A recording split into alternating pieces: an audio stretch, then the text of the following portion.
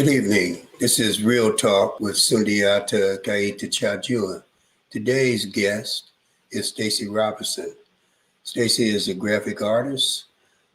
He is also the author, the illustrator of a recently released book on the Rosewood Massacre entitled Across the Tracks, Remembering Greenwood, Black Wall Street, and the Rosewood Massacre. Let me bring Stacy on. All right, welcome, brother. Welcome. Good How's it going? How's it going? Very well. So Stacy, let me start with asking you to tell us a bit about yourself. Sure. Stacy Robinson. I am originally from Albany, New York, and I've been teaching at the University of Illinois in the School of Art and Design. I teach graphic design and illustration since 2016, and I am a graphic novelist. And my latest graphic novel is Across the Tracks, Remembering Greenwood, Black Wall Street, and the Tulsa Race Massacre. That dropped a week ago, Tuesday, and it is available through your local library, on Amazon, on maybe even it definitely is available in Barnes and Noble. So, and you can pick it up almost anywhere. Yeah. And yep. We're going to talk a little bit more definitely about the book later. But so tell us where you were born and where did you spend your formative years? Sure. So like I said, I was born in Albany, New York. I moved to New York City. I moved to the Bronx the day that Tupac died. That's how I remember that was what was on the radio when I first moved to New York. And I was an intern. My first internship was at a company called Milestone Media Incorporated. And it was a Black-owned comic book company, one of the most successful ones. And they were distributed by DC Comics. And their books were Static and Hardware and Icon and among many, many others. And so there's a new movie coming out that was just greenlit about Static, and David Kirkman is going to be the showrunner for that, from my understanding. So that was recently announced. David Kirkman is right out of St. Louis. So, but that company that created that was my first internship. And what else about me? Let me see. So much more we can definitely talk about. I don't want to take up too much time giving my bio. I did live in North Carolina for 15 years. I lived in Fayetteville, North Carolina, where I was a graphic designer, and I attended Fayetteville State University for undergrad and Fayetteville Technical Community College, where I got a degree in, I believe it was called advertising and graphic art. And I was a graphic designer down there for many years, and worked for the university as a graphic designer for a few years as well, at Fayetteville State University. Then I was accepted to grad school, where I studied with U of I alum and former professor John Jennings, who is my best friend and collaborator. And I studied with him at the University of Buffalo in Buffalo, New York. And 2 years of grad school, a year of adjunct, and I was offered this position at U of I, where I've been here ever since. And I'm thinking about buying a house here because I really do love this community. But of course, all of that is contingent on me getting tenure and my papers go up in the fall. So that's a little bit about myself, and we'll definitely talk more about my art practice, and I'll answer a lot more questions about my philosophies burgeoning theories, influences, all of those things.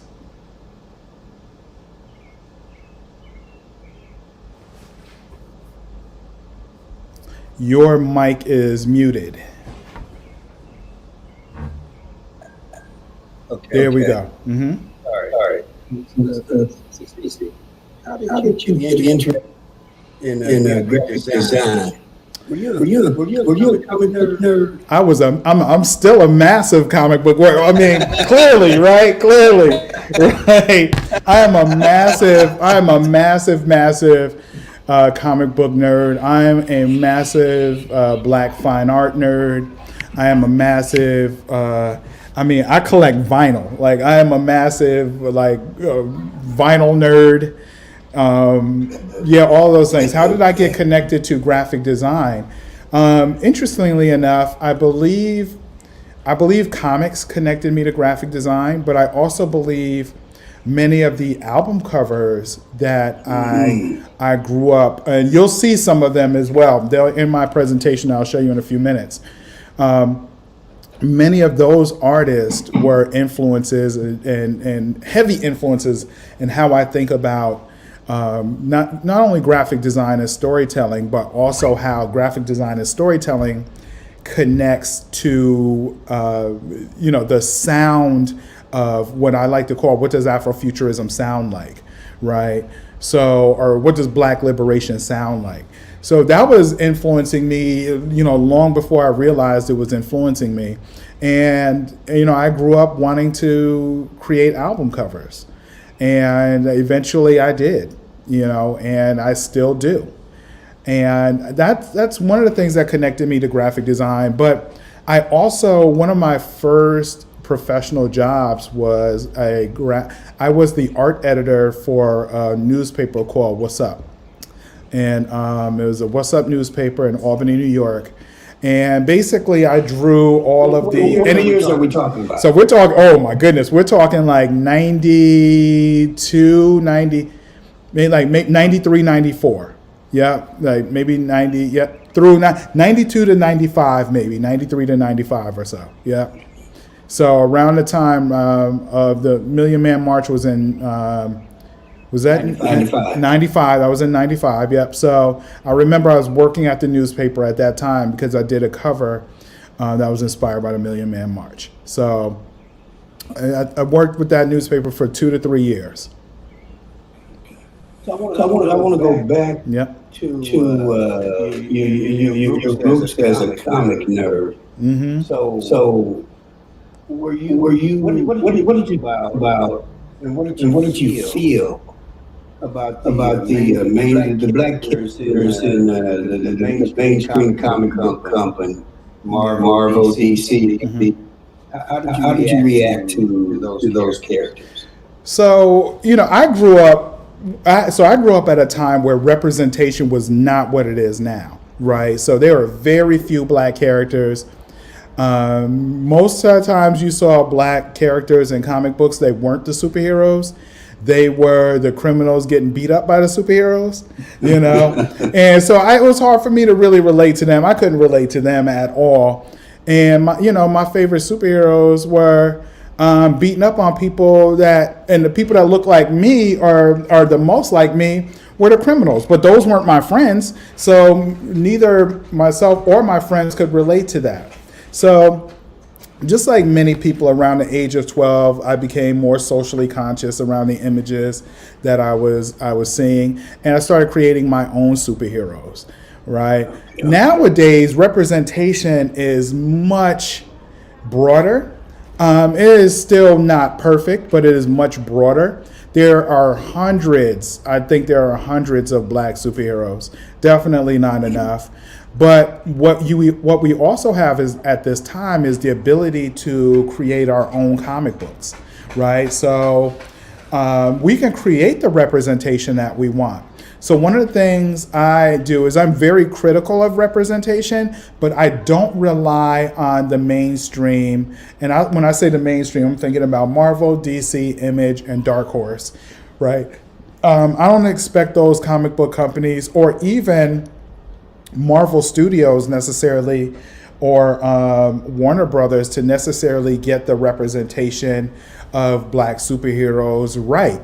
And when I say right, I also mean to my particular way of thinking about black developed characters, right? I think it's important that we all utilize the ability to create our own comic books. So there are many, many companies out there, and I'm not just comic books, but even movies. You have streaming services. You have the ability to use your iPhone. Even I wanted to show you my lock screen really quickly. Even my lock screen is my art. So I keep my art on my lock screen even. So you create the images that you want to see. And there are on-demand printers right now, so you can Amazon will literally print your books if you want to print books, right? Make the stories that you want to see. It's okay to be critical, but also be critical to the point where you are reacting in a way that corrects the issues that you see. That's what I started doing many years ago, working with like-minded individuals, friends that I grew up with. And I do that with John all the time. This book that came out is with, I just told you about John Jennings. He curated this line of books through his line of books is called Megascope. And this company that prints these books is called Abrams Books, right? So it got, I'm critical, but at the same time, I'm critical to the extent where I will contribute to the canon and contribute to the commentary. I hope I answered the question. No. You most definitely. Okay. Now, what I want to do now is read you a quote from a letter that Aaron Douglas wrote to Langston Hughes in 1925. Mm-hmm. And I just want you to react to it in terms of your own creative ethos. Mm-hmm. So Douglas wrote, let's bear our arms and plunge them deep through laughter, through pain, through sorrow, through hope, through disappointment, and into the depths of the souls of our people, and drag material food, rough, neglected. Then let's sing it, dance it, write it, paint it. Let's do the impossible. Mm-hmm. So how do you react to this manifesto from Aaron Douglas in 1925? You said that was 1925. That sounds like 2025. I don't know if I believe that was written in 1925. That sounds like right now, right? Here's the thing. We're creating from, we're always creating from a space of all of those things, right? The joy and the pain, the sunshine and the rain, right? We're always creating from those spaces. That manifesto, I can definitely relate to it because the burgeoning, I like to call it a burgeoning theory, but I really created a mind map of my thinking. I think of it as a cosmogram, and that kind of looks at the systems that Black people have created. So the system of hip hop, the 5% Nation of Gods and Earths, the 12 Jewels, the Nguzo Saba. And I created a map, a way of thinking about, how I make art, how my thinking is interacting, and what does that look like as a system. But I'm also influenced by, I'm going to show you all of that work in a few minutes, but there's some other manifestos and systems that I'm also influenced by. And I love manifestos because they're a system, right? I love points, right? Like, and I'll show you them in a few minutes, but these points that I'm thinking about, like the criteria of Negro art, for example, by W.E.B. Du Bois, or About Emory Richard Du- Wright blueprint for Negro writing. Yes. Yeah, yeah, yeah, yeah, Yeah. yeah. Or what is it? Emory Douglas's is it the manifesto? Or what? I'm trying to remember the name of it. It's on the presentation. But I'm looking at these manifestos, and here's the thing: we can always challenge them, and we should always challenge them. But at the same time, we have to understand manifestos in the context in which they were written, right? And for Aaron Douglas's manifesto to be written almost 100 years ago, it shows us in a particular way what we should be. I'm biased, of course, right? I resonate with that. I'll say it like that. I resonate with that. But it's okay if you have another system to be challenged by, right? If you don't want to create from pain, then what are you creating from, right? If you want to create from pure joy 100% of the time, I can't tell you can't do that as a creator, right? So I believe that Black artists also need to challenge systems and I'll give an example, right? I'm constantly contradicting myself in the way that I think about creating. I believe that Black art is always political. I believe 100% of the time Black art is political. And I'll give an example. You can elaborate on that. Sure, absolutely, right? So let me give you an example. When we were brought here to this country, we weren't, and I'm talking about we were brought across the Middle Passage. We weren't brought here to be artists, right? We weren't brought here to be critical thinkers. We were brought here to be tools. We were brought here to be cattle. We were brought here to be craftspeople, right? Among many other things. We were brought here, and they brought, when they enslaved our ancestors, they enslaved brilliant people. They did not enslave unintelligent people. They enslaved people who understood farming, who understood crafting, who understood systems, right? They brought intelligent people here because they were building a nation, and the people who built the nation were intelligent people that they enslaved, right? So but at the same time, art has become a way of criticizing and thinking about what is flawed in our society, right?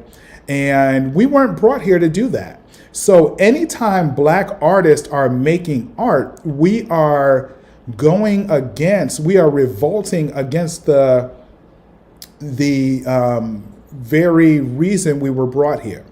That being said, I do believe that white people, now I want you to understand what I mean, right? White people, Asian people, anybody who is not Black can make art depicting Black people. I believe that can be done, right? It don't even need permission to do that.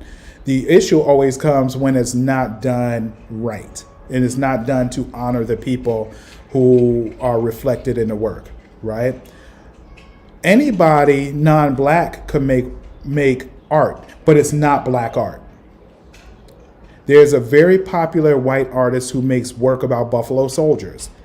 And I'm not sure how much of anything else he does. And he used to be one of the premier artists depicting Buffalo Soldiers, the 555th.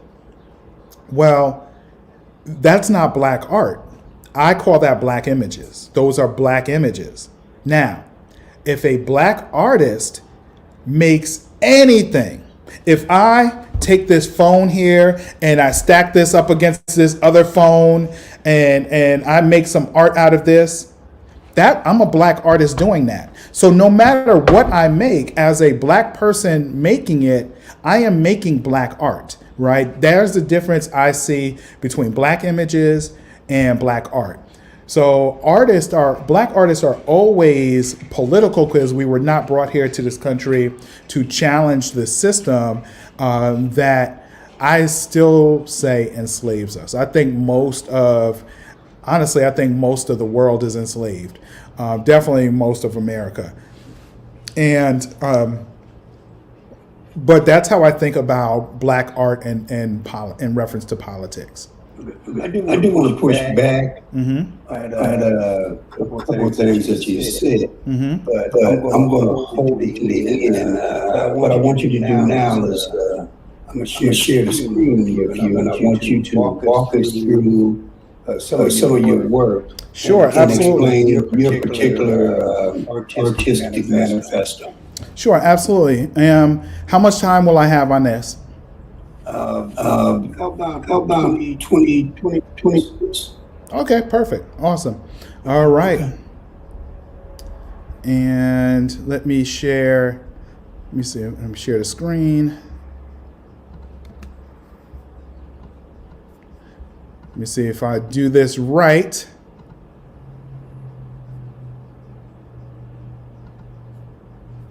I'm gonna remove myself. Okay. Do you see my? You should. Do you see my screen?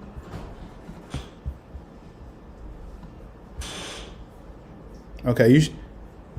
Can you see my screen?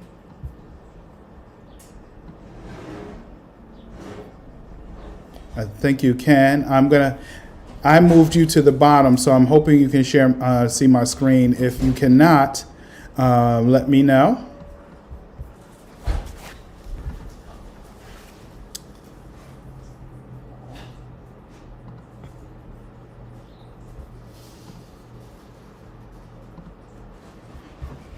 All right.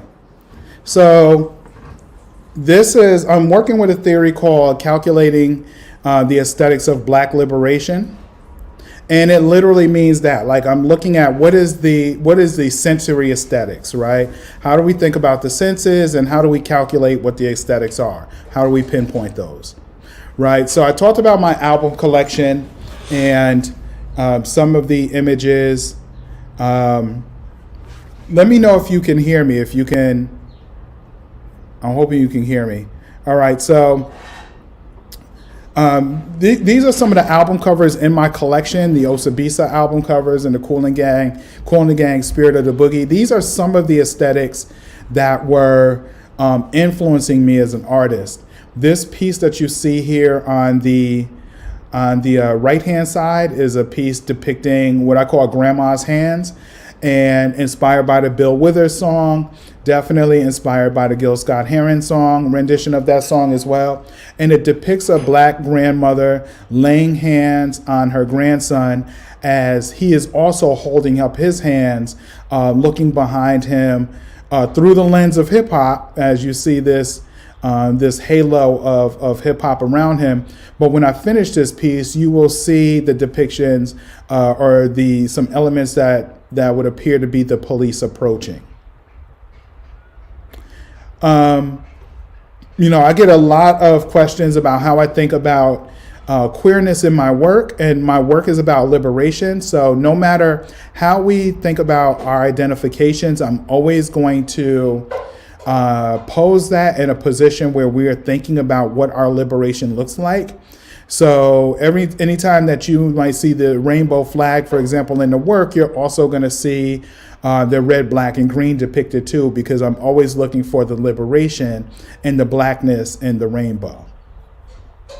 But at the same time, I juxtapose this with this picture I did for Juneteenth of last year, which is very straightforward and looks at how I think about artwork that depicts black liberation. I'm working a lot with the thinking around DEI. So I started working with a definition and started thinking about this, as many campuses and organizations have asked me to,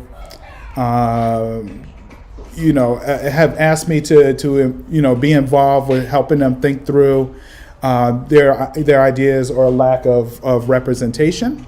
So I think about diversity in this particular way. I'm not going to read this because you have this here and you can read it yourself. But this is a system that I'm going to start using in order to structure programming around my art exhibitions. These are some of the album art and artists that I told you I was inspired by. So Maddie Clairween's Bitches Brew album cover, and it's Santana's Abraxas album cover. Overton Lloyd and Pedro Bell, who did work on P-Funk, right? To name a few. These are, and this comic book is one that I actually have here. Give me a moment, please. I'm sorry.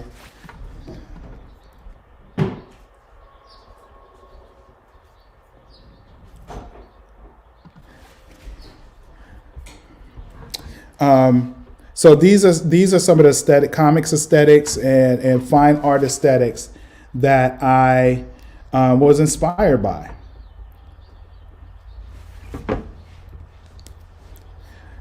This is the Motor Booty Affair album by Parliament.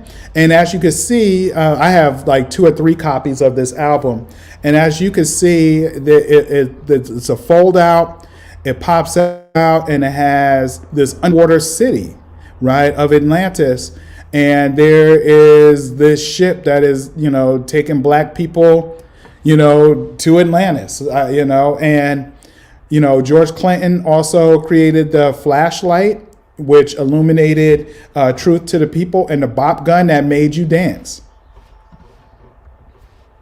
But I'm also inspired by the political manifesto of Emory Douglas, where he talks about what black art should do. And I like to think about point 6 and 9, where it says to create art of social concerns that even a child can understand. And point 9, create art that challenges the colonization of the imagination.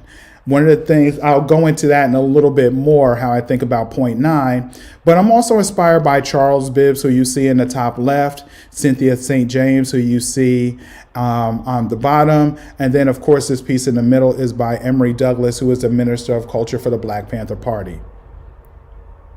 So in thinking about the Black Panther Party, I also like to think about their 10-point program, right? Where, for example, point 1 says we want freedom, we want power to determine the destiny of our black community.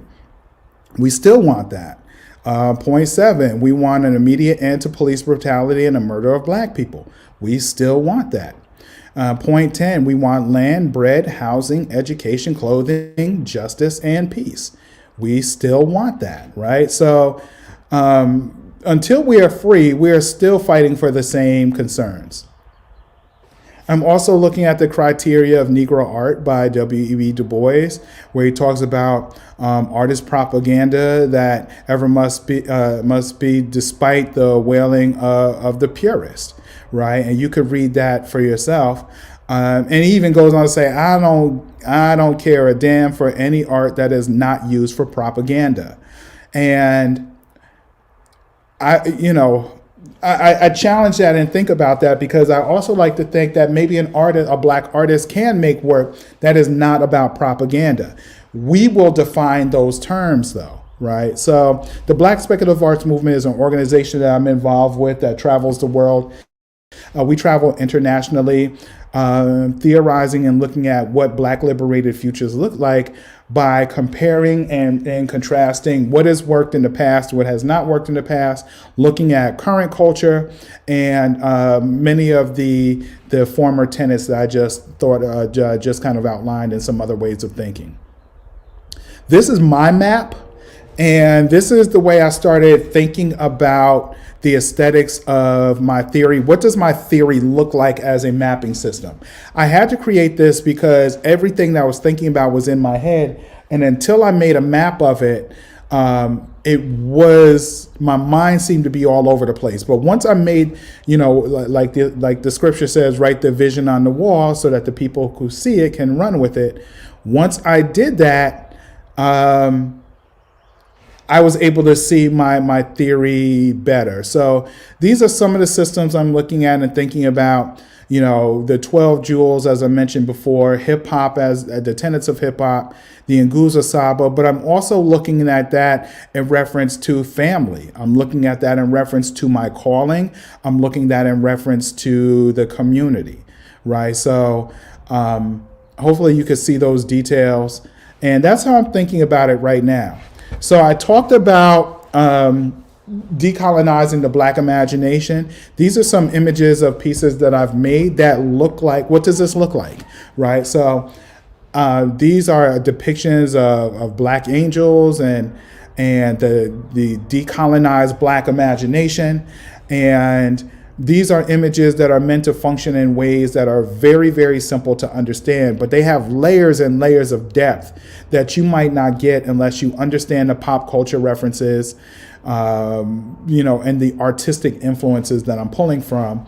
And for the sake of time, I'm not going to go into all of those. This middle piece here will show at the Smithsonian during their 175th anniversary of the Arts and Industry Building, which was the first building on the Smithsonian. And this piece will be in an exhibition called Futures in November. These are two more albums in my collection. So Rick James, The Garden of Love, and Busting Out of L7. I like to imagine that, Rick James and the Mary Jane Girls busted out of L7, that prison, and escaped into the Garden of Love, right? So in thinking of, can I get you to go? Can I get you to go back a screen and explain me? Walk us through it. What, through this piece here? I don't think that we can just look at it and grasp sure all of the messages there. So absolutely, through a couple of these. Absolutely. So this first piece here that you see here is a picture of a woman with her mind exploding with flowers and beautiful colors and rainbows, etc., and a fist that is rising into the cosmos, right? That cosmos is that fist is rising out of her Black imagination, right? So here, the thing I like to think about in reference to the decolonized Black imagination is this. I do not believe that I have not found a place anywhere in the world where Black people are free right now. And I'm looking for those places. The only place that I found where Black people are free is in the decolonized Black imagination, right? So I started making imagery that looks like that. One, jumpstarts the imagination to think about decolonizing it, which were these images. This second image here, the one that's going to the Smithsonian, is a woman wearing a Gatchaman helmet, which is, from the 1970s American version of Battle of the Planets. And that was a cartoon I grew up on in the 70s. But these wings on her back, these Egyptian wings, are from jewelry that we were rocking in the 90s, right? That we wore our liberation as jewelry. And that was a very powerful time that I grew up in. This rocket that you see on her back is called the Bell Rocket Belt. It is actually a functioning rocket that allows for flight. And there's a prototype of this at the Smithsonian. So there's the reason the Smithsonian wanted this piece to show this was because I depicted this Black woman thinking about the future with this rocket on her back that's an actual rocket. And this conch shell that's above her imagination represents her listening to the cosmos. We're catching her in a liminal space after she has asked the cosmos a question, and she is listening. Her Black imagination is listening for the answer. And this imagery here, this conch shell above her mind, is a shout out to one of my favorite artists, Charles White. The third image here is a depiction of a Black angel. Now, I grew up absorbing images of white angels, no depictions of Black people in the Bible until the American Heritage Bible came out, which depicted everyone in the Bible as Black. And we became, in my teen years and young adult years, I became more politicized because I was spending time with thinkers who were challenging that. So whether it was John Henry Clark, for example, or Chancellor Williams, those who got back and got our African ancestry and documented that, right? So, and those two to name a few. So this black angel here is holding a piece of sacred geometry, the cosmos in a gem. And she's holding that, presenting that to us while, while her mind is also, her black liberated fist is also rising into the cosmos. But I also like to think about the aesthetics of Afrofuturism, which many of those aesthetics I like to think about, we are cyborgs. Right. So once again, we were brought here to this country to be machines. We were soft machines. And so even in these depictions of the future, I like to always point to these nods to so that we remember that we are not there yet. We still have to remember our past while we also consider our future. I hope that's enough of thinking through those pieces. Absolutely. All right, cool. So I'm going to spend a few more minutes because I want to make sure we end in enough time. I'm going to go really fast from this time. So this piece, The Most Death Star, is an amalgam of, Star Wars, the Death Star, but also the rapper Mos Def, right? And this depicts Saturn and with a speaker that is blasting the sounds of Black liberation to the cosmos, but at the same time, the Most Death Star has landed in Chicago, right? This other piece is a Black pyramid city floating in space. These are simple images that I made a few years ago because I wanted to jumpstart the Black imagination to think about Black liberated futures. Because if we cannot imagine ourselves free, we cannot imagine ourselves in the future, then how are we going to get there and have the things that we desire in the future? We will always be subject to someone else's planning of our futures instead of us planning our own. These are some other album covers that were heavy influences to me. Parliament, Chocolate City, where Parliament is depicting a Washington, D.C., a Black Washington, D.C., where our favorite thinkers and pop culture stars were the presidential cabinet, right? But I also included Mothership Connection because the back of the album is a ship. I'm not sure if George Clinton is taking off or if he's landing, but this reminded me of the scene, the last scene of the Black Panther movie that came out a few years ago, where the young man was like, "Yo, that looks like a Bugatti spaceship," right? Well, that spaceship was landing in the hood, and that was, I think, a nod to this album cover. These are some of my images. This picture here on the left is an album cover I created for an artist named Amina the Empress out of Buffalo, New York. And these two pieces here, this top piece is called Cloud, and this piece under it is called Ocean. These were from 2013 for an artist named Future Perfect. I believe he is out of the Bay Area. But these were two pieces I created for him from a collection of work. John Jennings and I, who I mentioned earlier, we're a duo. We call ourselves Black Kirby, where we imagine the artist Jack Kirby, who created much of the Marvel universe. We imagined him as a Black politicized artist making the type of art that we wanted to see growing up.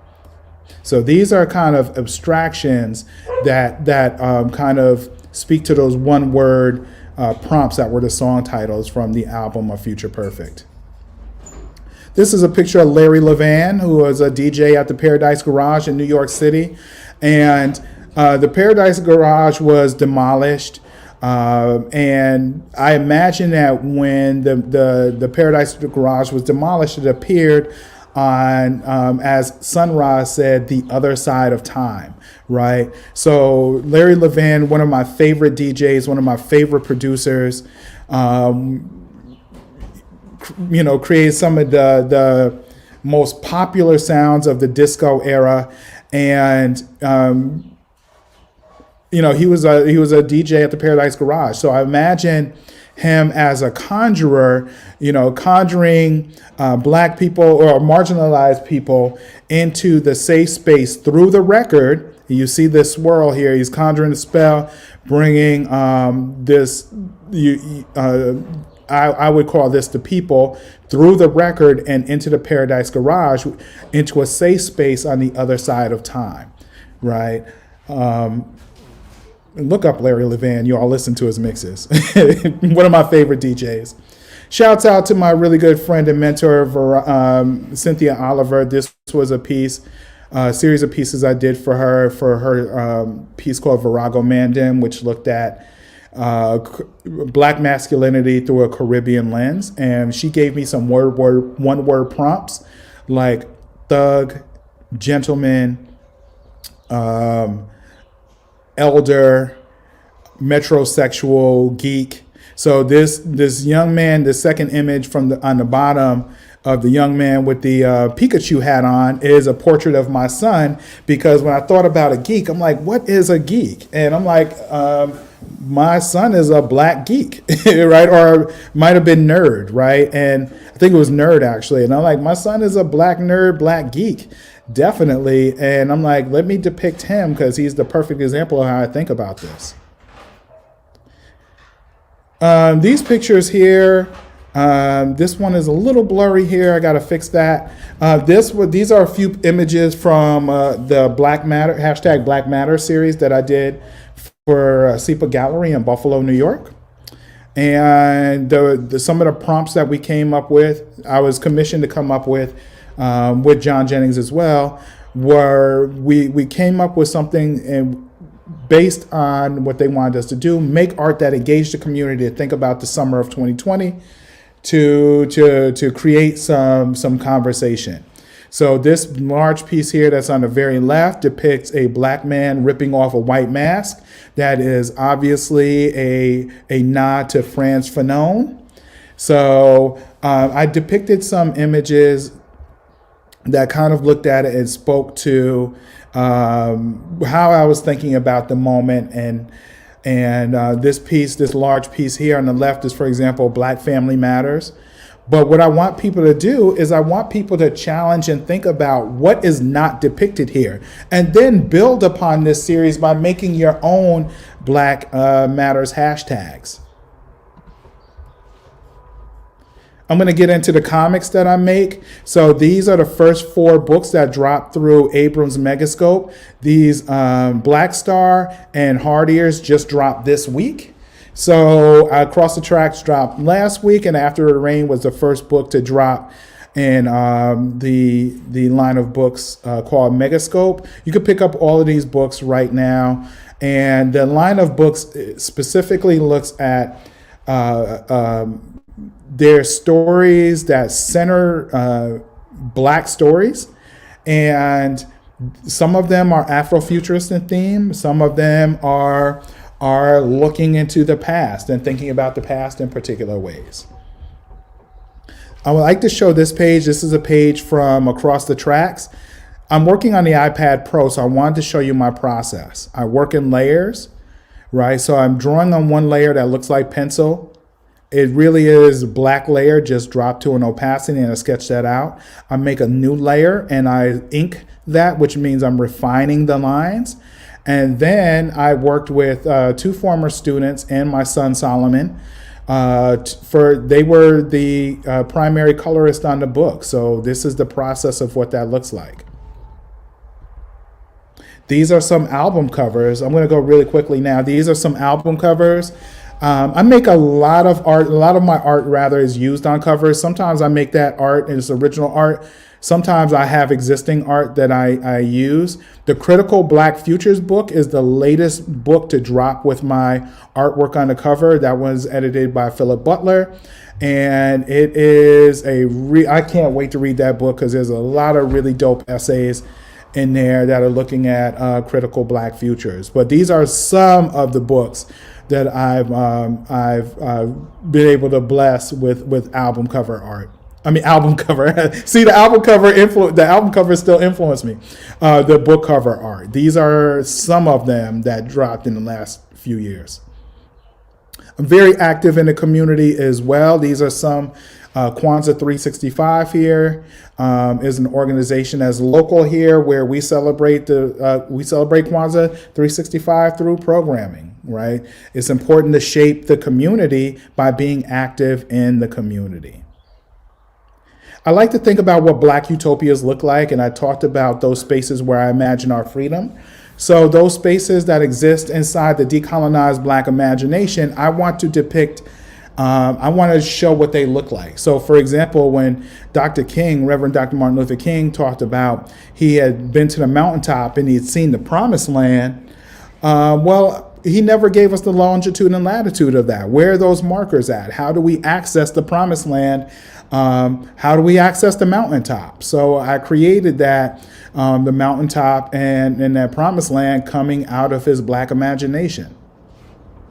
And this second depiction, and these are not finished, these are works in progress, but I like to show them. This second picture is of Prince and how I might be thinking about building Erotic City.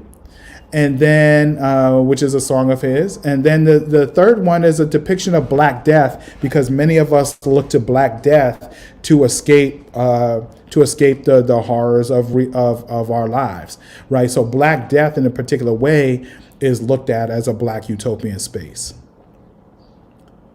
This piece here is called Building Black Utopia, where we will build our future by looking at the horrors of the past and the present as we build our future.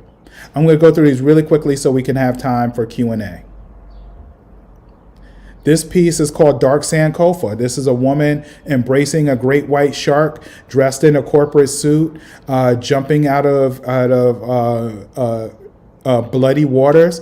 And she's embracing this horrific past, the shark representing the sharks that followed the slave ships during the Middle Passage. But she's looking to the future as the future is constructing out of this red, black, green, and yellow. And she's looking at this Black Saturn space. So if you could see this you notice that Africa is centered in a Black Saturn planet.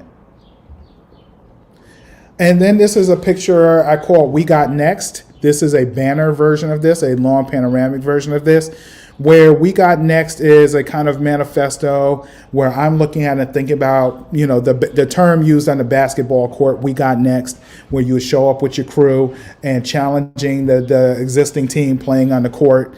And you shout out, we got next, to lock down your spot, kind of like yelling out shotgun when you want to sit in the front seat of the car when you're riding with your friends. And we got next in defining our education. We got next in defining our class. We got next in defining the depictions of our race. We got next in defining how we police our community. And there's a list of things that I'm thinking about that we are declaring we got next in. But I'm imagining what next looks like, and it's this abstraction that is coming into form. These are some drawings of a current series I'm working on, where I'm looking at Robert F. Williams and Mabel Ola Robinson, I believe her name is, his wife. And I'm looking at gun control. I'm looking at Black self-defense. But I'm also looking at, for example, Chancellor Williams, and I like to call this the reconstruction of Black civilization. Kind of a nod to his second book, but also kind of a nod to his first book. But I'm also looking at one of my favorite Black historians as a Sankofa bird, where I'm looking at John Henry Clark. And if you will notice in the details, you see two Sankofa symbols. So the one that looks more like a heart symbol, and the one that is depicted through a bird who is dropping an egg into the mind of John Henry Clark. And then I'm looking at Black psychology and sociology as well. So shouts out to Dr. Frances Cress Welsing and also Frantz Fanon, right? Because our psychology and our sociology and our history look like a particular thing. And these are some, in order to be healthy, I'm documenting my food and my health. I've become pescatarian and sometimes vegan, sometimes vegetarian. And I'm documenting my meals because people are following my journey and I want people to eat more healthy. I want us to be alive. I think that Afrofuturism also looks like us eating healthier. And it also looks like us planting our own food. So for the past few years, I've been practicing raising plants, practicing growing things in my house and on my porch, and I've just killed everything. So this year, I said maybe I need to get get my garden started. And I got a plot at Randolph Street Garden and Randolph Street Community Garden, and I'm learning how to plant. I'm learning how to. This is my bed with, I turned the soil. I put some compost on it after this picture here. And you see 2 garlic plants planted in there. Those are planted in every bed. But I'm getting some help learning how to garden. This is my weight loss journey that I'm documenting as well. And like I said, people are following that. So I want to be a beacon for people, right? Because I believe that's what Afrofuturism looks like. I don't have all the answers, but I do believe in being responsible. And lastly, I believe that Black liberation, Black freedom looks like a particular thing. It looks like a particular algorithm. This is my picturing of an algorithm of sorts that might be programmed to look at and think about the algorithm of Black healing and Black liberation, because you can look into the past, you can look at the philosophy of white supremacy and the system of racism, and you can look at that. There's a system, there's an algorithm that permeates every area of our governance, right? So it's enforced by our police, it's legislated through our government, it's taught through our education system. It's reinforcing a God belief through religion, right? So I believe that our freedom will also be a counter algorithm, and this is my imagining of that. Thank you. I'm going to end on Grace Jones because she has made some of the most powerful images around Black liberation, I believe, and I'm going to end right there. And I think I can stop sharing my screen. Yes. Okay. Brother Stacy, let me thank you for that wonderful presentation. Thank you. Thank you. Look through the chat and see if we have any questions. And if we do, I'll be really quick and answer them because I know we only have a few minutes. I've got a question from Emily. And Emily, sure. Oh, that popped up and I couldn't read it. Okay. Yes. Hi, Emily. She's asking if you could suggest a place to purchase books and comics. Sure.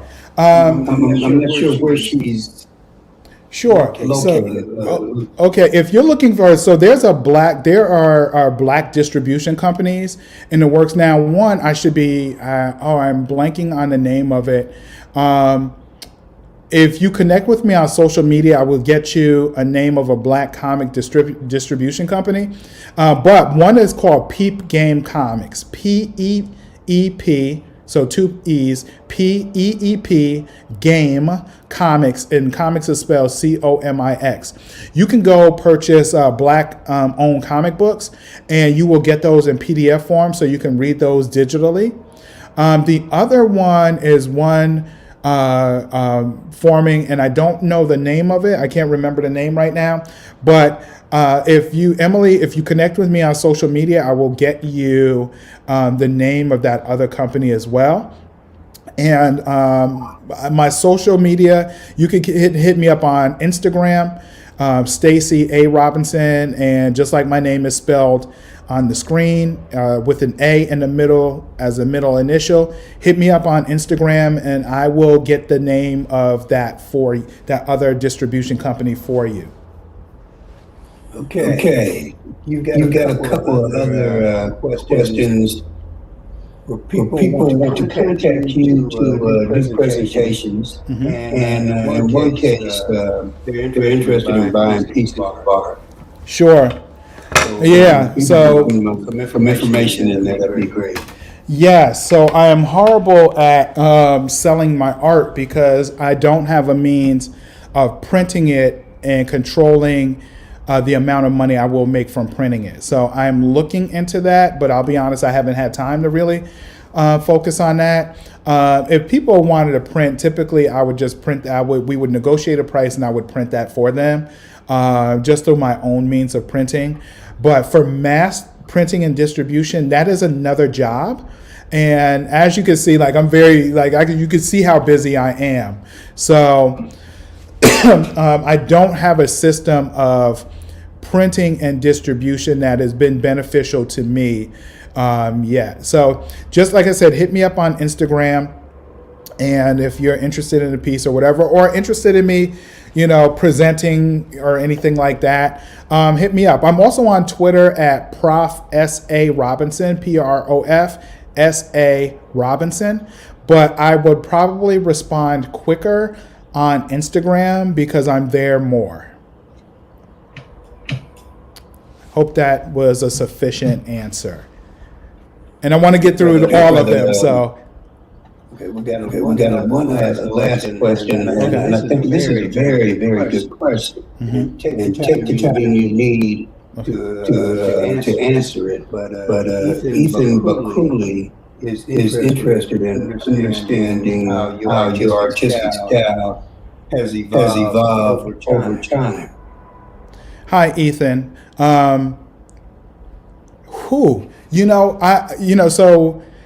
I'm going to quote Talib Kweli, right, in a song called Sofa King with MF Doom. Shouts out to MF Doom, who we lost on Halloween of last year. Talib Kweli says in this song, I draw on anything for inspiration, a fine memory, a piece of paper, walls in the train station. My work evolves over time through what I'm reading, through what I'm listening to, and I make a lot of art. So I told you I work on the iPad Pro. iPad Pro and a program called Procreate. After you spent a G on the iPad and the Apple Pencil, the program I use primarily, Procreate, is a $10 app. That has sped up my production probably to, I want to say it is sped it up to maybe a quarter of the time.